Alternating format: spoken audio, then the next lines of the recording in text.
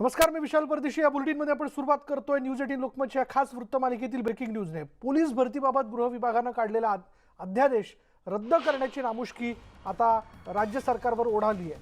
Police भरतीबाबतचा अध्यादेश रद्द करण्यात आलाय. मराठा समाजाच्या वाढत्या विरोधामुळे सरकारने हा नवा निर्णय घेतलाय. गृह विभागाकडून अखेर GR रद्द करण्यात आलाय. गृह विभागाकडून नवा GR काढण्यात येणार आहे. गृहमंत्री अनिल देशमुखांनी या संदर्भात घोषणा केली आहे. MPSC पाठोपाठ पोलीस भरतीमधूनही ACBC आरक्षण रद्द करण्याचा निर्णय घेण्यात आला होता आणि आता 2019च्या पोलीस भरतीसाठी ACBC कोट्यातून अर्ज केलेल्या उमेदवारांना खुल्या प्रवर्गात ग्राह्य धरलं जाणार होतं.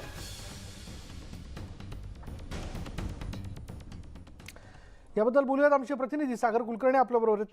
सागर, आधीच आरक्षणाच्या मुद्द्याला घेऊन मराठा समाज हा राज्य सरकारवरती नाराज आहे आणि जर हा पोलीस भरतीचा निर्णय पुढे रेटला गेला असता तर हे निश्चित सरकारला मागात पडलं असतं. म्हणून हा अध्यादेश मागे घेण्यात येतोय का?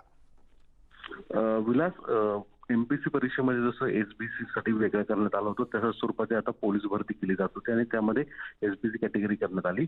यामुळेच मोठ्या प्रमाणात नाराजी पोलीस परीक्षा देणारे हे विद्यार्थी होते त्यांच्यामध्ये होती. अर्थात त्याचा फटका देखील मराठा समाजातल्या विद्यार्थ्यांना बसणार होता. नेमकी यावरून नाराजी लक्ष घेत सरकारच्या वतीने आता या घेतलेली भूमिकेवरून U-टर्न मारण्याची नामुष्की आलेली आहे. जो 4 जानेवारीला GR काढला गेला होता तो GR रद्द करण्याची भूमिका आता गृहमंत्री अनिल देशमुख यांनी स्पष्ट केली आहे. कुठे ना कुठेतरी राज्य सरकारने उचललेल्या पावलांना, परत घेतलेल्या भूमिकेला पाठीमागे जाण्याची वेळ नामुष्की राज्य सरकारवर ओलांडण्याचं दिसून येतं. न्यूज 18 लोकमतने या संदर्भात भूमिका मांडली होती. विद्यार्थ्यांची आणि संघटनांची सुद्धा काय भूमिका आहे, त्यावर नाराजी आहे हे सांगितलं गेलं होतं.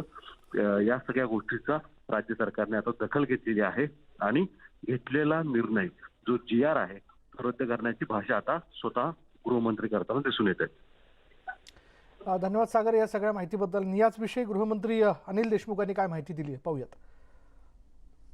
राज्यात पोलिसांच्या भरतीची प्रक्रिया चालू होत आहे आणि त्यानिमित्तानं या पोलिसांच्या भरतीमध्ये ज्या ACBCच्या विद्यार्थ्यांनी उमेदवारी अर्ज दाखल केले होते त्यांना दिलासा देण्यासाठी 4 जानेवारी 2021चा निर्णय रद्द करून राज्य शासनाने जो 23 डिसेंबर 2020चा निर्णय घेतला आहे त्याचा लाभ मिळावा म्हणून त्या पद्धतीचं शुद्धीपत्रक राज्य शासन लवकरात लवकर काढणार आहे.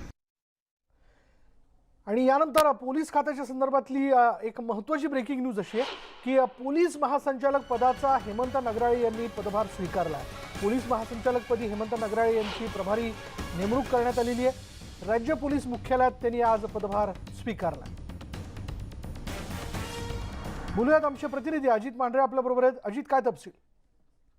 विशाल, 5 मिनिटापूर्वी हेमंत नगराळे यांनी पोलीस महासंचालक पदाचा प्रभारी कार्यभार जो आहे तो स्वीकारलेला आहे. सुबोध कुमार जयस्वाल यांनी त्यांना तो अधिकार दिलेला आहे. मावळते पोलीस महासंचालक आहेत सुबोध कुमार जयस्वाल.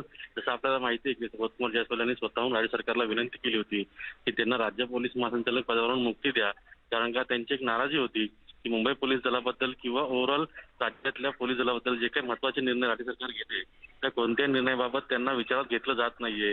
पोलीस महासंचालक हे पद इतकं मोठं असून सुद्धा त्याला जर विचारात घेतलं जाणार नसेल तर मग या पदाचा काय उपयोग, अशी नाराजी व्यक्त करून जयस्वाल जी आहेत त्यांनी मुख्यमंत्री असतील किंवा राज्याचे गृहसचिव आणि गृहमंत्री यांची भेट घेतली होती. पण त्यांची त्या ठिकाणी मनधरणी करण्यामध्ये सरकारला यश आलं नाही किंवा त्यांची मनधरणी जी आहे ती यशस्वी ठरली नाही. दुसरीकडे सुबोध कुमार जयस्वाल यांना केंद्रामध्ये मोठं CISFच्या प्रमुखपदी पदभार दिला होता, मात्र त्यातही ते नाखुश आहेत अशी सूत्रांनी माहिती दिलेली आहे. पण आता हेमंत नगराळे यांनी पोलीस महासंचालक पदाचा प्रभारी कार्यभार जरी स्वीकारला असला तरी त्यांच्याच नावाची चर्चा जी आहे ती आता पुढे सुरू आहे. कारण का सेवा ज्येष्ठतेनुसार हेमंत नगराळे यांचीच वर्णी या पोलीस महासंचालकपदी लागू शकते अशी देखील माहिती गृहसचिवांमार्फत मिळालेली आहे.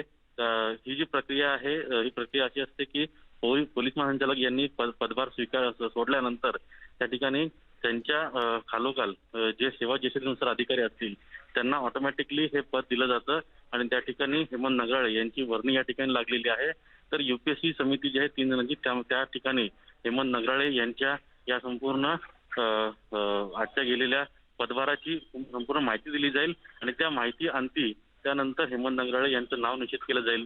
पण आता तुर्तास हेमंत नगराळे यांनी जो प्रभारी पदभार आहे पोलीस महासंचालक पदाचा तो स्वीकारलेला आहे. धन्यवाद अजित या सगळ्या माहितीबद्दल. पोलीस महासंचालक पदाचा प्रभारी पदभार जो आहे तो त्यांनी स्वीकारलेला आहे. सेवा ज्येष्ठतेनुसार सुबोध जयस्वाल यांच्यानंतर अर्थात क्रमवारीत हेमंत नगराळे होते आणि हा प्रभारी पदाचा जो काही प्रभारी भार त्यांनी स्वीकारलेला यापुढे जाऊन तो कायम देखील होऊ शकतो.